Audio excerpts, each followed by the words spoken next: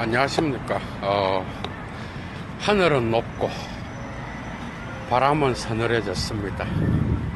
햇빛은 여름과는 달리 뭔가 가을 냄새를 풍기는 그런 날씨입니다. 예도는 오늘 성찰 세 번째 마지막 강좌를 열겠습니다. 데카르트의 성찰 세 번째 강좌. 정말 근세의 철학을 열었던 자. 어떤 분은 예도의 강좌를 듣고 마치 예도가 데카르트의 문제점을 모르는 것이냐, 순진하게 질문을 던지고 데카르트의 문제점은 상당히 많죠, 그죠? 예도의 포스트 모더니즘과 지젝, 그 다음에 락강, 들레즈의 다양한 강좌들을 참조하시면 그대들이 제기하는 질문들에 대한 응답을 들을 수 있을 겁니다. 예도의 강좌 스타일은 1차 자료를 읽기 위한 그러한 것이고, 그 다음에 또한 1차 자료를 직접 읽히는 그런 강좌를 주로 여는 거죠. 예도TV의 위대한 점은 1차 자료를 읽는, 고전을 정말 1차 자료를 접하는 그런 훈련을 하는 그러한 예도가 철학을 20년을 한 자로서, 전문가로서 그렇게 우스운 철학을 전개하는 자가 아닙니다, 여러분. 들어보면 알지만은 순진하게 강좌 한 개 듣고 제 동영상이 260개, 250개가 넘어선 것 같아요. 1차 자료, 니체, 하이데거부터 하다가 예도가 여러분들을 위하여 칸트나 헤겔이나 데카르트에 대한 철학의 기초가 필요하겠다 싶어서 강좌를 연다는 게 데카르트까지 왔습니다. 오늘 세 번째로 성찰은 끝내려고 하는데 강좌 한 개 듣고 순진하게 질문 함부로 던지지 마십시오. 데카르트 강좌할 때는 데카르트에 충실해야지 무슨 데카르트의 문제점을 모르는 것이냐 댓글을 달아서 스스로를 그렇게 부끄럽게 하는 그런 자가 되지 말길 바랍니다. 예도 세 번째 강좌 시작하겠습니다. 사실 이 데카르트는 정말 근세를 살았지만 그 당시에 가톨릭과 종교개혁을 통하여, 그죠? 30년 전쟁이 일어나고 어떤 갈등이 가톨릭 구교에서도 일어났으며 마침내 네덜란드에는 새로운 신교 운동에 의하여 독일과 네덜란드 쪽에서 확립했지만 프랑스에서는 당시에 아직 그 신교의 종교개혁이 들어가지 아니하고 특별히 예수회, 이그나티우스 로욜라라고 하는 16세기 초반에 예수회를 창설했던 이 신부, 이 성직자에 의하여 가톨릭은 강력한 예수회 전체의 어떤 그러한 영향권 아래에 있었습니다.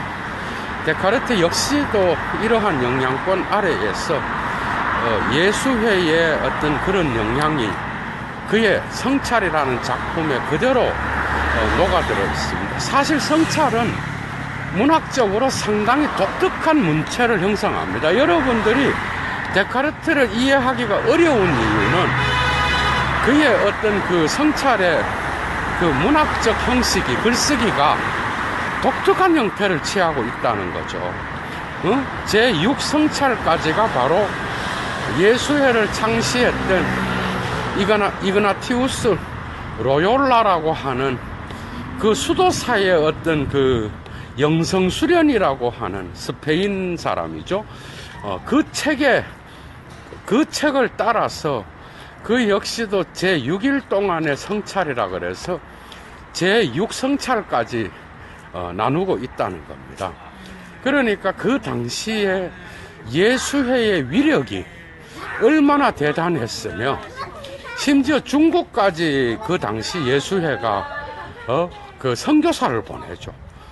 대단한 영향권에 있었던 그러한 가톨릭 그 당시의 교회의 어떤 그 큰 주축을 형성했던 그러한 예수회 종교, 가톨릭 종교의 한 분파였죠. 여러분, 어쨌든 이러한 예수회의 어떤 그 영향력은 특히 그 당시에 데카르트가 태어났던 프랑스에서 강력했습니다, 여러분. 그래서 그는 그러한 자기의 물리학적 진리와 자기의 철학적인 이런 것들을 이해해 줄 수 있는 그러한 대중을 만나기도 전에 그는 언제나 가톨릭 교회의 검열을 통과해야만 하는 그런 어려운 상황에 놓여 있었다는 거죠.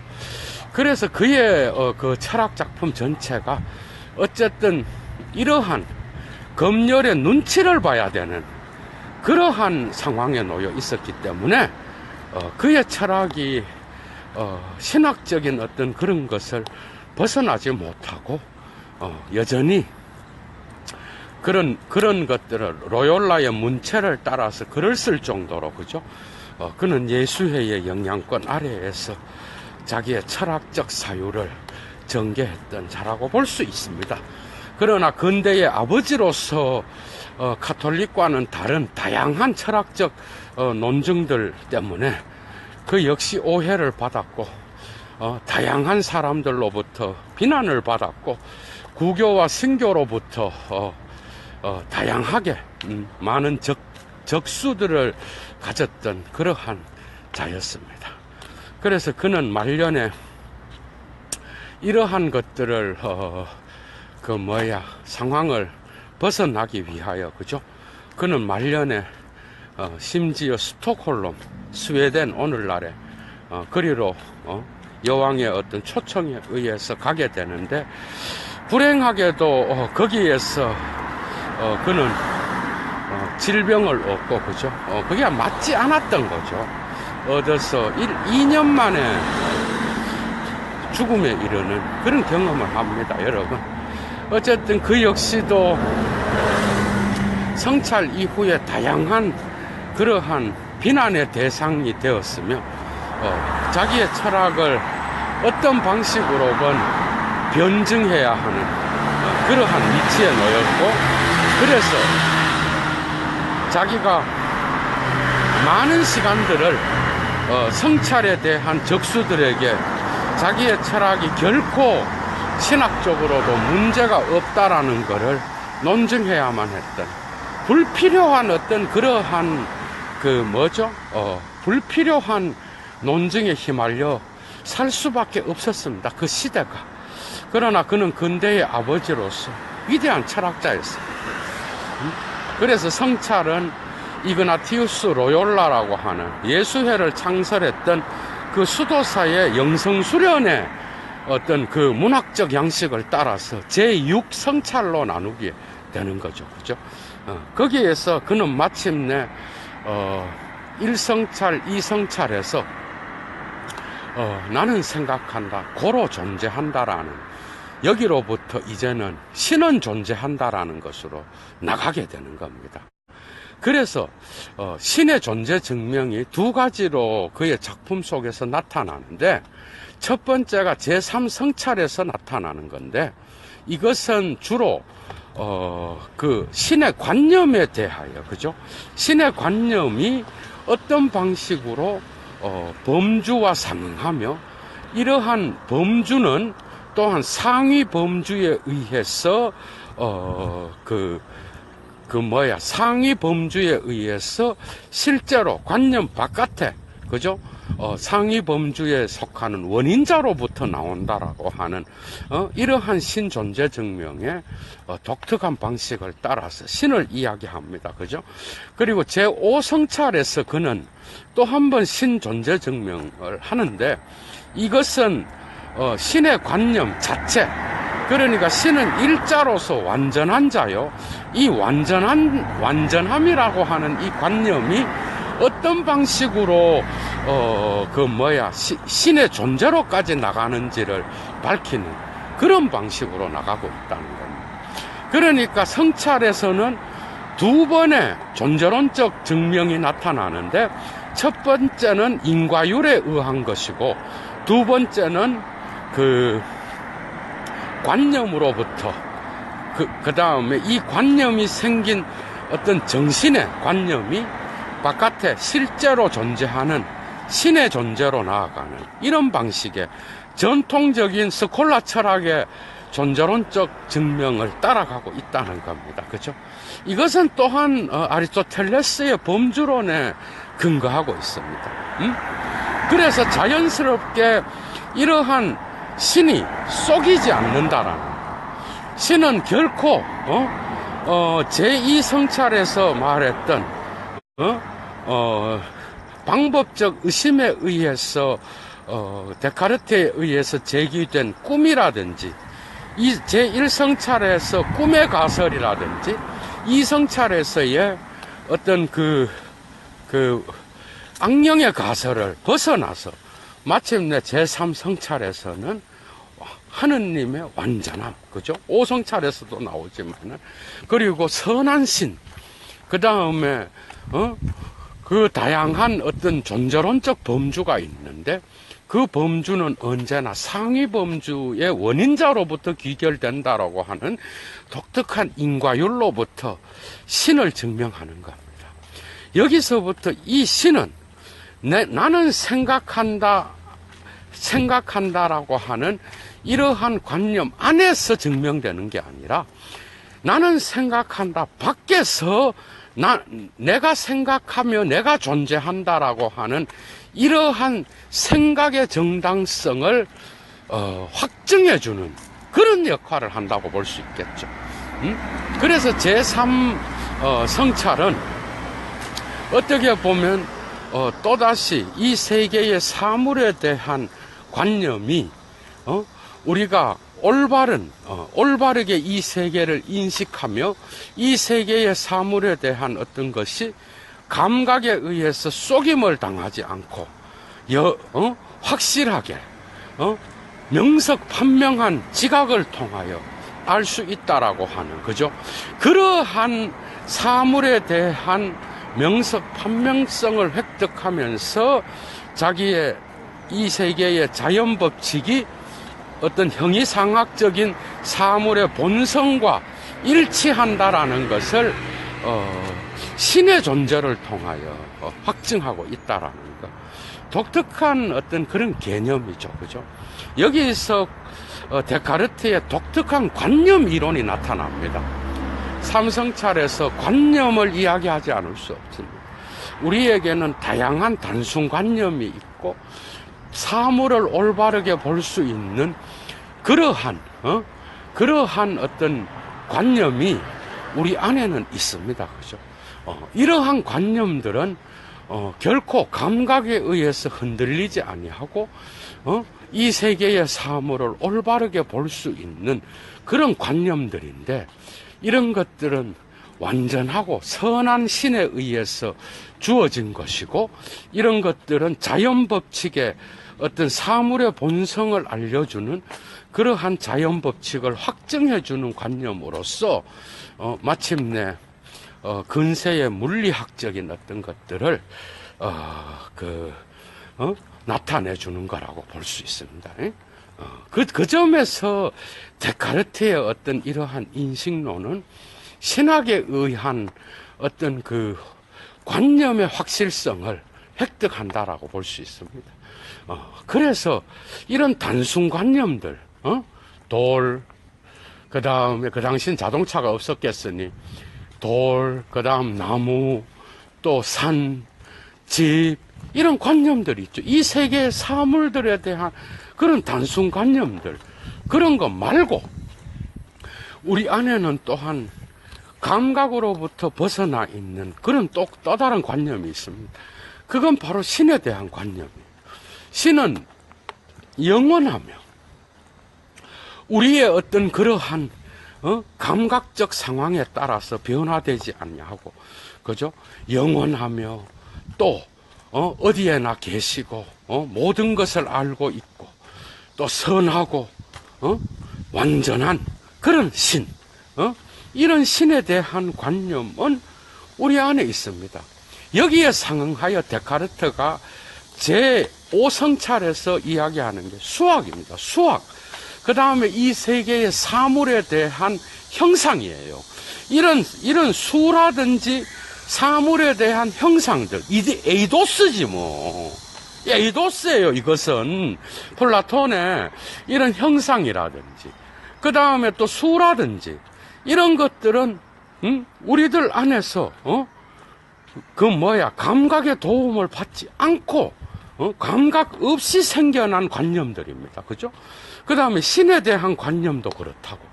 그래서 칸트 역시도 이런 것들은, 감각 직관에 의해 붙잡혀지지 않기 때문에 실천 이성 비판에서 요청하잖아. 그죠? 마찬가지로 데카르트 역시도 이런 관념을 본유관념이라고 이야기했고, 이 본유관념은 오늘날 촘스키와 리케르를 통하여 다시 언급됩니다. 촘스키가 생성문법을 이야기하면서 이 본유관념을 이야기하거든. 그리고 자기가 데카르트로부터 영향을 받았다 그랬고, 리케르는 독특하게 이 촘스키의 어떤 이러한 생성문법을 가지고, 레비스트로스의 구조주의를 박살냅니다, 여러분. 독특한 인간이죠. 재밌죠? 그러니까 이런 데카르트까지 이 본유관념이 거슬러 올라갑니다. 그러니까 관념이라고 하는 거는 나의 정신 안에 있지만 정신적인 것 말고 다른 바깥의 것을 지시한다라는 거예요. 그런데 이런 관념들 중에는 본유관념이 또 있다라는 거예요. 이 본유관념은 어떤 바깥에 있는 것으로부터 들어온 것도 아니요, 본유적으로 지성에 맞게 생성된 거라는 거예요. 칸트는 이거를 선험적 범주로 갖고 가잖아. 그죠? 그런데 이런 본유관념은 바로, 촘스키가 생성문법에서 언어를 설명하는데 독특한 역할을 합니다. 그러니까, 리케르가 랑그에서, 랑그를 파롤로 깰 때, 그죠? 후기 구조주의로 넘어갈 때, 구약, 신학자 독일의 위대한 폰나트를 언급하면서 촘스키를 또 언급하거든. 이 촘스키의 어떤 그 생성 문법은 파롤의 생성 능력을 나타내는 거라는 거야. 그 이유는 인간 안에, 여러분 생각해봐. 여러분들이 언어를 배우잖아요. 그런데 여러분들이 구조를 배운단 말이야. 구조를 배우는데 그 구조로부터 여러분들이 파롤을 말하는 능력이 생기잖아요. 그런데 이 파롤을 여러분들이 말을 할 때에 구조로부터 꼭 나오는 게 아니야. 여러분들이 말을 하면서 새롭게 생성하는 능력이 있다라는 거예요. 그건 바로 우리 대가리 속에 어떤 바깥으로부터 들어오지 아니하는 구조로부터 꼭 우리가 배우지 아니하는 랑그로부터 벗어나 있는 우리 안에 본유관념과 같은 언어 능력이 있다라는 거야. 맞죠? 우리는 언어를 다 배우지 않아. 여러분 생각해봐. 여러분들이 문법을 배울 때 그 문법 용례를 다 합니까? 근데 어느 정도 여러분들이 영어를 공부할 때도 그죠? 어느 정도 습득을 하면 여러분들 대가리 안에서 본유관념에 의해서 다 배우지 않은 것들도 응용에 의해서 그저 확장되는 거를 경험한다고. 촘스키는 이거를 생성문법이라 그랬고, 그것을 파롤의 위치를 시키면서 리케르가 후기 구조주의 소시르와 레비스트로스를 박살낸다고. 여러분 이해가 됐어요? 이것이 바로 그 고대의 스콜라 철학과 중세의 스콜라 철학과 근세의 데카르트로까지 연결되는 본유관념으로부터 나왔다는 것을 촘스키는 이야기하고 있습니다, 여러분. 그러니까 여러분들은 촘스키를 마치 팔레스타인이라든지 이런 걸 비판하는 그러한 사회 철학자로만 알고 있지만 사실 그는 언어학자였어요. 언어학자. 이해가 되죠. 이런 본유관념에서의 파롤의 능력 안에서 나타나는, 우리가 말을 배울 때, 우리가 문법적인 걸 사용할 때 우리는 그 응용 능력을 말을 하면서 또다시 생성하면서 새로운 능력을 갖춘다라고 하는, 이것은 구조에 의한 영향이 아닌 파롤 자체로부터 나온다라는 것을 증명한 겁니다. 이것으로부터 리케르가 이제 갖고 가서 구조주의를 깬다고. 재미있죠? 이게 데카르트의 본유관념에 영향을 받았다라고 이야기하는 겁니다. 그러니까 이 본유관념은 바로 이런 거야. 우리가 믿을 수 없는 감각, 우리가 보고, 우리가 냄새 맡고, 우리가 듣고, 우리가 만지는 이러한 촉각적인, 감각적인 것들에 의해서만 관념이 생긴다는 게 경험론이잖아. 그죠? 근데 데카르트는 합리론의 아버지로서, 근데 여기에서 합리론은 철저히 신학에 근거하고 있다라는 거야. 그 신학에 근거하고 있다라는 그 근거는 다른 곳에 있었던 것이 아니라 바로 신은 육체가 없는 정신이잖아요. 이해가 돼요? 신이 육체를 가졌습니까? 신은 순수 이성이야. 여러분 생각해봐. 그래서 데카르트는 신과 천사를 순수 영물로 봤다라는 거예요. 이러한 창조주의 정신으로부터 창조주가 피조물인 우리 인간에게도 이러한 정신을 주었다라는 거예요. 이해가 돼요? 그래서 그의 실체론에서도 육체나 물체의 사물의 실체는 연장이라 그런 것도 바로 이러한 신의 정신에 근거하여, 인간의 정신에 근거하여 파악될 수 있는 것을 사물의 속성으로 삼았다라는 것은 그만큼 데카르트가 그 당시에 신학에 근거하고 있다라는 걸 여러분들이 알고 있어야 된다라는 겁니다. 재밌습니다. 그죠? 그래서 이러한 데카르트의 실제 개념들, 그죠? 실체뿐만 아니라, 이러한 사물이라든지, 여러 가지, 금방 얘기했던 그러한 인식 체계 안에서 나타나는 다양한, 그런 관념들은 감각에 의해서 만들어진다 그러면 그 관념은 속일 수 있고, 우리가 사물을 인식하는 데 있어서 나는 생각한다, 고로 나는 존재한다라고 할 때에 이 생각을 언제나 감각에 의존하고 있다면 그 생각은 지속성을 가질 수 없습니다. 실체를 볼 수가 없어요. 그래서 그 관점에서 데카르트는 바로 속이지 않는 신에 대한 이 관념으로부터 또 다양한 다른 관념들을 만들어내는데, 거기에서는 에이도스라든지 사물의 형상이라든지, 그 다음에 신의 관념이라든지, 또 수의 관념, 이런 수학적인 명확하고 명석판명한 인식을 확보해 줄 수 있는 그러한 사물에 대한 인식을 보증해 주는 게 바로 신이라고 이야기했고, 이걸 이야기하면서 본유관념을 이야기했고, 이 본유관념이 바로 라이프니츠에게로 옮겨져서, 그죠? 라이프니츠한테서는 바로 단자론 안에서의 객관적 이성론을 이야기할 때에 다시 사용되고 있다라는 것을 여러분들이 기억한다면 참 독특한 철학의 역사를 여러분들이 통찰할 수 있다라는 겁니다. 그죠? 참 재미있는 거예요, 철학은.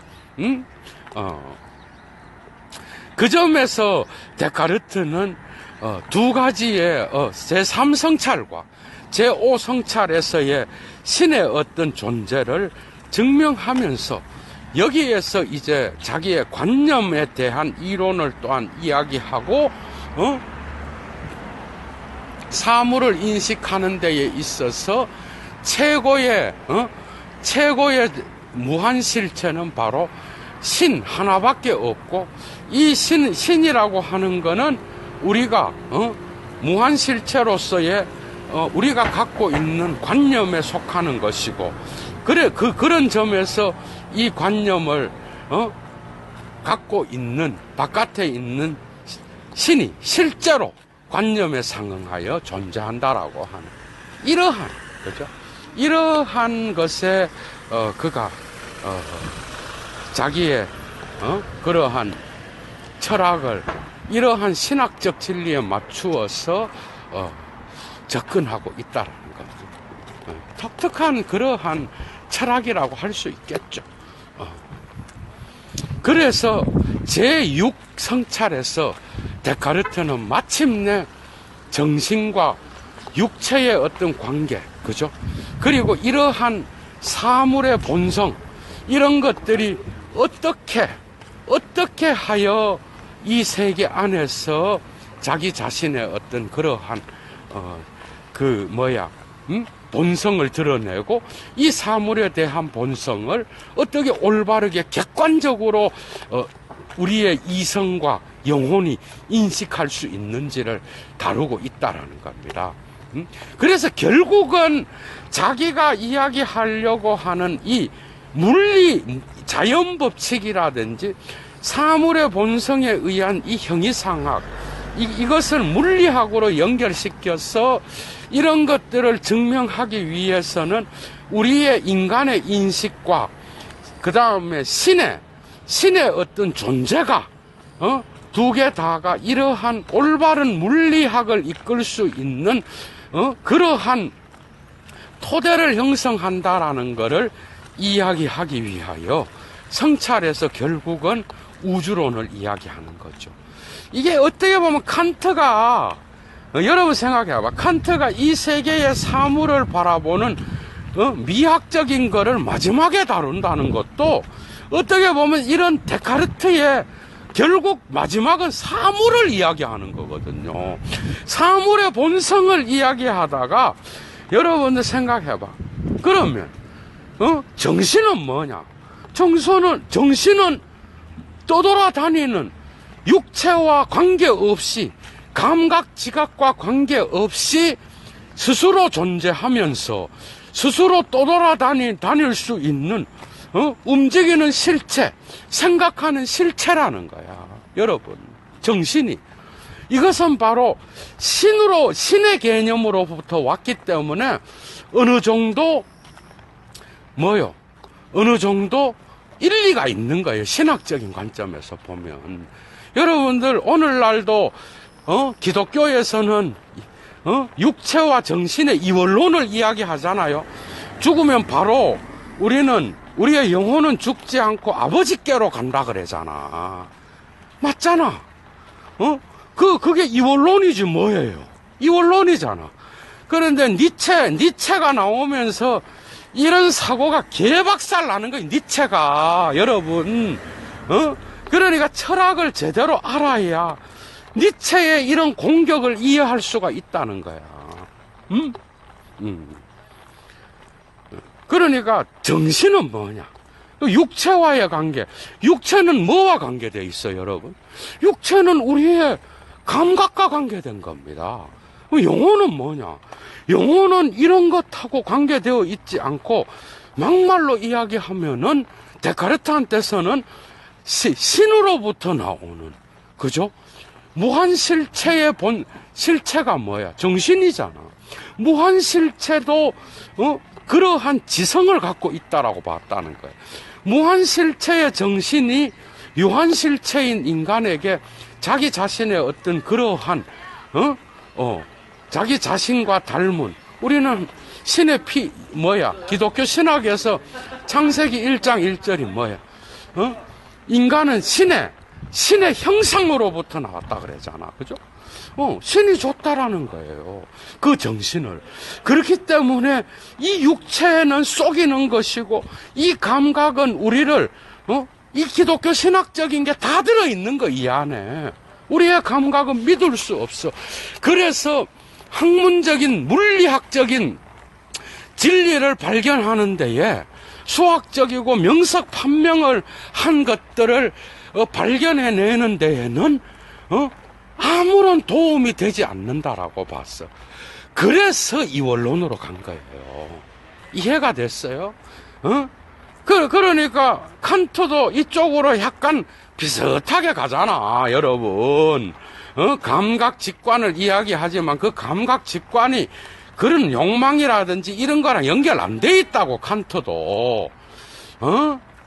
의지, 이런 거랑 연결. 여러분, 그러네, 니체가 그러잖아. 이 수도사 새끼들이라 그러잖아요. 데카르트나 이런 칸트와 같은 이런 보편 도덕 지랄, 그런 게 어디 있냐고. 인간은 그런 것들을 지킬 수도 없고, 인간은, 그러니까, 육체를 가진 인간은 감각 지각을 통하여 인간은 뭐야? 사물을 인식하잖아요. 그런데, 데카르트에 따르면 이런 감각 지각은 우리 인간이, 멀리 해야 되는 것이고, 이런 것들은 사물의 본성을 인식하는 데에 방해가 되기 때문에 그는 감각 지각을 뛰어넘기 위하여, 신경체계 속에 있는 송과선이라고 하는 의학적인 단어를 써가면서 우리는 바로 바깥에 있는 다양한 그러한 사물의 자극을 송과선을 통하여 직접 받으며 단지 감각은 그런 것들을 받아들이는 수단밖에 안 되는 거예요. 이 송과선이 바로 우리 영혼과 정신과 이성과 연결된 것이고, 이 송과선은 우리의 육체와도 연결되어 있는 중심에 있는 거라는 거야.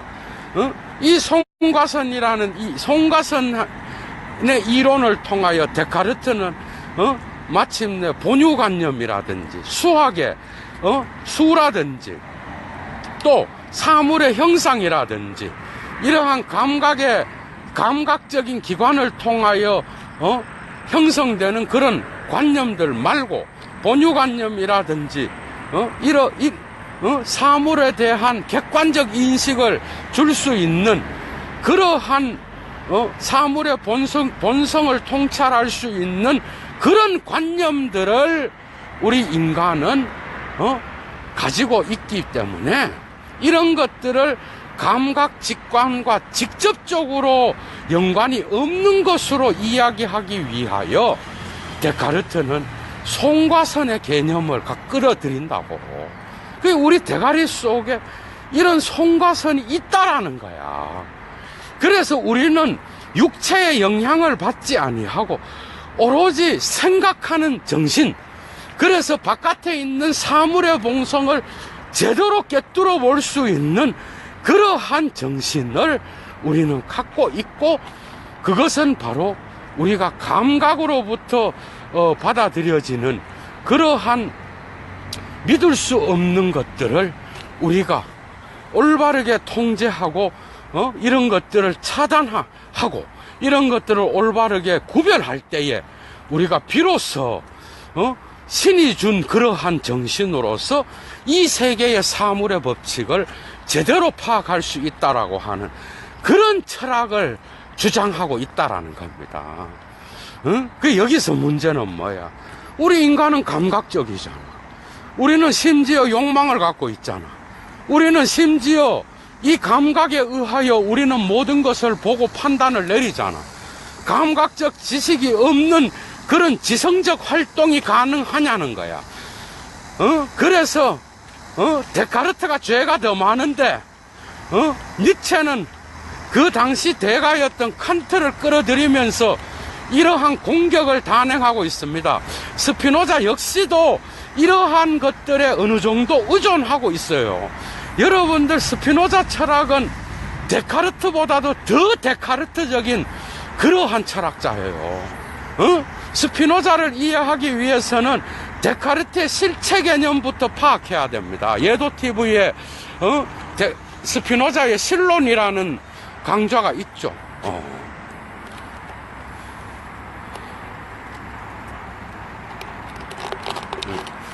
여기에서 니체의 철퇴를 맞고 그 뒤로 계속 철퇴를 맞는 거야. 이런 개념들. 육체와 정신이 분리되어 이 기독교적인 어떤 그러한 교리잖아, 그죠? 이 인간학이 그 이후에 특히 또 데카르트의 물리학은 뭐야? 중력의 법칙을 설명할 수 없습니다. 질량도 이야기하지 않아. 그래서 그의 물리학은 그 당시에 뭐죠? 그 당시에 중세의 스콜라 철학자들의 물리학이나 또한 아리스토텔레스의 물리학보다는 진일보했습니다. 진일보했어. 3차원의 공간 안에서의 시간과 공간을 이야기한다든지 그 3차원 안에서의 사물의 어떤 그러한 움직임과 운동을 이야기한다든지 그 다음에 그 공간 안에서 움직임이 일어날 때 물체의 공간은 물체와 어떤 관계가 있는지 이런 점에서 이런 것들을 다룬다는 거는 스콜라 철학보다는 더 나갔지만은 바로 그의 물리학은 뭐야? 뉴턴이 나오면서 개박살 납니다, 여러분. 알았어요? 뉴턴이 나오면서 차라리 그는 물리학을 발표하지 않았으면 좋았을 것을 엄청난 타격을 입어. 그러나 오로지 그의 철학은 오늘날까지 남아서 계속 언급되고 있는 겁니다. 그래서 물리학은 뭐 오늘날 뭐 아인슈타인 이후에 오늘날 뉴턴도 박살 났잖아, 여러분. 그런 것처럼 데카르트의 물리학은 수명을 길게 하지 못했습니다. 바로 뒤에 뉴턴이 50년 뒤에 나타나거든. 뉴턴이, 그죠? 그래서 뉴턴의 어떤 그런 질량이라든지 운동이라든지 중력이라든지 이런 개념에 의해서 그의 물리학은 똥이 돼버리는 겁니다. 그래서 그의 철학이 이제 경험론에서 로크가 그의 철학을 비판적으로 수용을 했고, 특히 버클리랑 휴먼 그의 철학의 어떤 그런 것들을 많은 것들을 받아들여. 실체 개념이라든지 원인과 결과라든지 인과율이라든지 그 다음에 또 감각 직관의 역할이 아무 역할도 하지 않기 때문에 나타나는 그러한 문제점들을 고찰하면서 버클리와 휴먼 오히려 감각 직관의 능력을 인정해야 하는 쪽으로 나가는 거예요.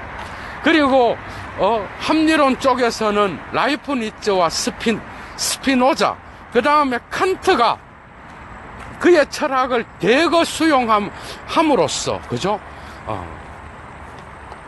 그는 철학에서 오히려 자기보다 더 잘 그의 철학을 정리해주는 그런 후대의 무수한 자기 후대의 무수한 철학자들에게 다시 언급되고, 심지어 오늘날조차도 언급되고 있는 철학자입니다, 여러분. 이해가 됐죠? 그런 점에서 데카르트는 오늘날도 철학에서는 살아있는 자로서 언급되고 있습니다. 그의 송과서는 오늘날에도 뇌과학에서 뭐 대단한 걸로 언급되는 건 아니지만 어쨌든 신경체계 안에 과연 그런 게 있을까? 우리와 육체의 어떤 반응을 정신적인 것으로 바꿔주는, 우리의 물리적인 이러한 현실들을 정신적인 질적 표상으로 바꿔주는 그러한 뇌가 어디에 있을까? 이런 거. 이거 다 데카르트가 질문했던 그런 철학적 내용들입니다. 그죠? 그런 위치에 있는 철학자예요. 그래서 육체의 영향으로부터 자유로운 상태에서 이 세계의 사물의 본성과 일치하는 물리학적 자연 법칙을 올바르게 파악할 수 있는 그러한 길을 그는 신이 준 이성, 신이 준 순수 이성, 신이 준 영혼, 신이 생각하는 지성이라고 할 때에 이러한 지성을 가장 잘 표현해 주는 게 천사였다라고 하는 것. 천사와 신의 무한실체의 지성을 이어받은 그 인간이, 그죠? 유한실체로서 최고의 그러한 신의 선물을 받은 이 인간이 어떻게 감각의 어떤 그 속이는 그러한 감각적인 어떤 기관에 영향을 받지 않고 객관적으로 이 세계를 파악할 수 있는가라는 그 질문에 그는 신존재 증명을 통하여 접근하고 있다라는 거. 여러분, 독특한 철학자입니다. 이해가 됐어요? 1차 자료를 안 읽은 자들은 그냥 코기토 에르고스만 알고 그 뒤에는 하나도 얘기하지 않아. 그 문제가 큰 거겠죠. 그래서 여러분, 꿈의 가설에서 나오잖아. 여러분 생각해봐. 여러분들이 꿈꿀 때 여러분들이 육체의 어떤 걸 느낄 때도 있지만 오줌을 싸는 꿈이라든지 똥을 누는 꿈, 그 다음에 막 절벽에서 팍 떨어지는 꿈 꾸잖아. 여러분 꿈꿀 때 여러분들이 몸 안에 있는지 몸 밖에 있는지 알아요? 모르잖아. 우리는 이 현실이 꿈인 것 같고 꿈이 현실인 것 같을 때가 얼마나 많아. 그죠? 우리의 감각은 언제나 우리를 속일 수 있는 거예요. 그래서 데카르트는 이러한 사물에 대한 이러한 그 객관적 인식에 방해가 되는 거를 최초로 감각기관으로 봤다라는 거예요.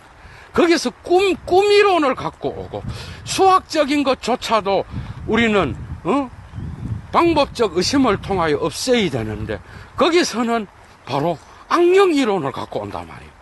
그리고 이 모든 것들을 의심하는 가운데에서 드러나는 진리가 하나 있는데 그건 바로 나는 생각한다는 거야. 내가 생각한다라는 거는 나란 존재가 있다라는 거죠. 여기에서 빠진 게 뭐야 그러면? 마지막 제 성찰 3번째 시간에는 비판적인 게 같이 들어가잖아. 그죠? 여기서 빠진 게 뭐예요? 육체 없이 대가리만 존재한다라는 거거든. 이게 문제가 있잖아. 대가리만. 그런데 우리의 대가리는 우리의 육체의 영향을 얼마나 받아?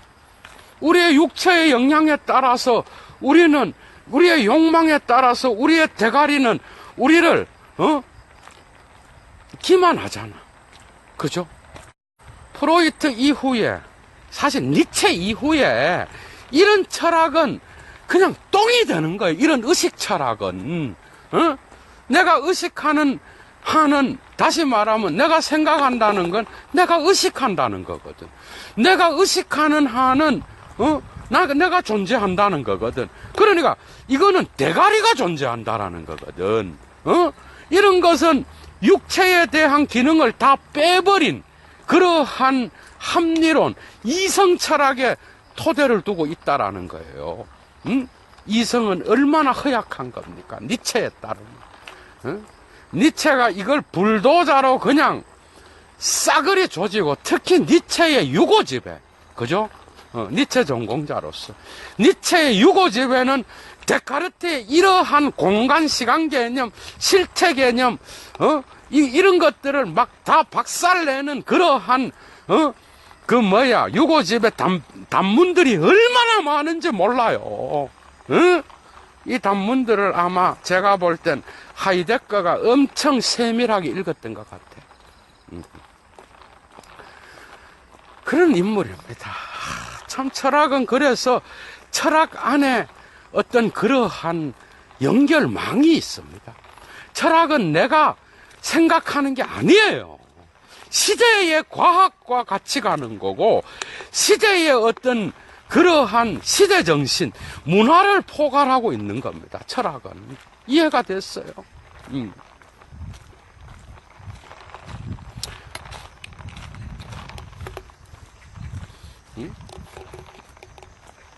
과연 우리가 천사와 같은 그런, 천사와 같은 그러한, 순수한, 그러한 지성을 갖고 있는지. 그죠? 우리가 천사와 같은 그러한, 신의 지성을 갖고 있는지, 그런 것들은 모르겠지만, 이러한 철학이 나오게 된 배경은 그러한 스콜라 철학의 어떤 그 당시에 예수회의 어떤 영향력, 그죠? 심지어 마지막으로 데카르트는 자기의 책들을 여러분들 봐봐요. 성찰이 나온 뒤에 44년도에 철학의 원리가 나옵니다. 자기의 물리학을 증명하는 책이죠. 거기에는 자기가 논문집으로 계획했다가 못 낸 세계라고 하는 작품들 안에서 중복되는 그러한 무수한 형이상학적인 그런 원리들이 나타납니다. 인간, 신, 그 다음에 뭐야, 또 광물, 그 다음에 식물, 이런 것들, 이런 관계들이 다 나타나요. 거기에 철학의 원리가 나타난다라는 거예요. 오늘날 들레즈가 말하는 여러분들 이것도 얘기하면 또 시간 다 가버리는, 여러분들 들레즈가 철학을 뭐에 비유해? 인식을 나무에 비유하잖아요. 그런데 그 나무에 비유하는 그 들레즈의 철학은 데카르트로부터 온 거야. 데카르트가 철학의 원리에서 자기의 형이상학은 뿌리고, 여러분, 그죠? 이걸 까잖아요. 그래서 이 데카르트를 또 알아야 이 부분을 또 갖고 간다니까. 그리고 줄기는 물리학이고, 그 다음에 줄기의 가지는 뭐야? 도덕, 윤리, 의학, 이런 게 있단 말이에요. 이런 걸 설명하면서 철학은 뿌리가 아니라 가지와 역할을 바로 해야 된다 그러면서 그가 윤리학으로 가게 되는 그런 계기가 또 거기에 나타나 있어. 그죠? 이런 것들. 그 다음에 또 그 이후에 그가 집필했던 죽기 전에 집필했던 정념론이라는 게 있어. 이런 것들. 그 모든 것들이 예수회에 의해서 완전히 몇십 년 뒤에 완전히 다 금서 목록에 올라갑니다, 여러분. 참, 데카르트의 책도 금서 목록에 올렸다고, 가톨릭이, 여러분. 생각을 한번 해봐. 응? 이해가 되죠? 그 당시에 그 막강한, 근데 그 금서 목록을 만드는데 역할을 했던 신부가 바로 누군가 하면은 예수의 출신의 신부들이었다는 거예요. 가톨릭에다가 서한을 올려서 데카르트의 이런 물리학, 위험스러운 신존재 증명, 그의 물리학은 이 성서와 배치된다라고 하면서 그의 모든 책들을 결국 데카르트가, 그죠? 또 그 이후에 계몽주의가 나오면서 다 없어지지만 가톨릭은 계속 패합니다. 그 뒤로. 그죠? 결국은 그가 죽고 난 뒤에 그의 모든 책들이 금소 목록에 올라갈 정도로 그러한 비운의 어떤 경험을 했습니다. 그 이후에 그의 물리학은 뉴턴의 어떤 그러한 만유인력의 법칙에 의해서 구식이 되어서 그의 물리학적인 이론들은 폐기 처분되지만 그의 철학은 끊임없이 남아서 그 뒤에 휴մ, 버클리, 로크, 라이프니츠, 스피노자, 칸트에게까지 끝까지 남아서 영향을 미쳤다라는 거. 여러분들 그거 꼭 기억하시기 바랍니다. 앞서간 자로서 그 역시도 예수회의 영향력을 벗어나지 못했고, 성찰은 심지어 예수회를 창설했던 이그나티우스 로욜라의 수도사의 문체, 영성수련이라는 문체를 따라서 제6성찰로 구성되었지만은 그 역시도 그러한 것들을 신학에 근거하여 자기의 물리학, 결국 사물의 본성을 흔들리지 않는 깨끗한 영혼의 지성을 가지고 관찰해야 한다라고 할 때에 그러한 신으로부터 이러한 것들의 정당성을 받아들이고 있는 독특한 이 철학자가 결국은 사단의 새끼가 되어서 그 당시에 금서 목록에 올랐습니다. 나중에 결국은 그를 연구했던 많은 데카르트의 철학자들에 의해서 다시 얼마 가지 않아서 복권됩니다. 특히 계몽주의가 오면서 오히려 데카르트는 철학의 아버지로 확고한 자리를 맺게 되고, 특히 칸트 역시도 그에 대한 많은 이야기를 나누고, 특히 통각 개념에서 칸트가 데카르트를 다시 부활시키잖아, 그죠? 그 이후에 스피노자는 완전히 데카르트에 의존해서 코나투스라고 하는 독특한 개념을 만들어내고, 그의 실체 개념으로부터 그의 에티카, 데카르트가를 모르면 에티카는 한 줄도 나갈 수가 없을 정도로 데카르트보다 더 위대한 철학을 그 이후에 근세 철학자들이 형성했다라는 거죠. 이러한 철학의 역사와 철학의 연결망, 철학적 사유는 그 뒤로 데카르트는 엄청난 아버지로서의 추대를 받지만 그의 물리학은 똥이 돼버립니다. 누구에 의해서? 뉴턴에 의해서. 재미있는 철학자입니다. 너무나 할 얘기가 많아요. 마지막으로 재미있는 이야기 하나 하고 마치겠어요. 그래서 데카르트는 여러분 1630년대에 엘렌이라는 여자랑 만나서 연애를 하다가 결혼을 하지 않고 딸을 하나 낳습니다, 여러분. 그 딸이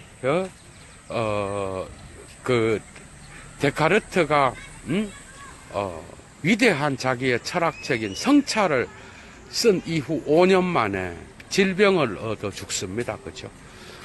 이 사건이 특히 그의 적수였던 보에티우스라고 하는 그러한 적수에게 공격을 받을 때에 그 역시도 이것을 데카르트는 결혼도 안 하고 애까지 낳은 새끼다. 저런 새끼 책을 우리가 읽어야 되느냐, 이런 소리를 들었다는 거죠. 그 역시도 여러분 키에르케고르의 철학자들의 이러한 연애담만 모아놔도 엄청 재미있는 철학이 될 건데, 예도는 아직 그런 거는 시사 토론가가 할 문제지, 몰라, 예도가 시간이 되면 모아서 한번 재미있는 강좌를 꾸려볼지도 모르겠습니다. 그래서 공격하니까 보에티우스가 정보를 잘못 얻어서 아들이라 그랬다고, 씨발. 그러니까 데카르트가 나는 아들을 낳은 적도 없다 이러면서 그러한 논쟁에서 공격으로부터 벗어나는 이야기가 있습니다. 사실은 딸이었고, 그것이 바로 데카르트에게 엄청난 충격을 준 사건으로서 데카르트의 일평생의 어떤 그러한 철학자로서의 삶을 살아가는 데에 저는 그러한 상처가 그의 철학자의 삶에 깊은 통찰을 하는 데 영향을 미치지 않았겠는가, 그것도 한번 생각해 봅니다. 여러분, 너무나 많은 할 얘기가 있고, 그죠? 데카르트에 대해서 많이 못다한 이야기들도 많습니다. 그걸 끝까지 하기에는 그렇고, 어쨌든 데카르트의 성찰은 제3으로 마치겠습니다. 여러분들 제6성찰까지 여러분들이 있는데 1차 자료 번역된 책들을 예도 강좌를 통하여 세계를 듣고 읽는 자들은 아마 귀에 쏙쏙 들어올 정도로 아주 좋은 그러한 성찰을 잃는 시간이 될 것이라고 예도는 자부합니다. 저는 저의 사명은 이러한 성찰의 제3까지 강좌를 함으로써 일단은 끝내겠습니다.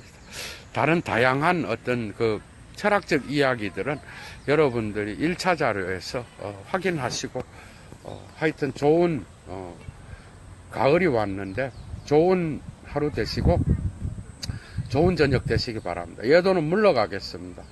추스!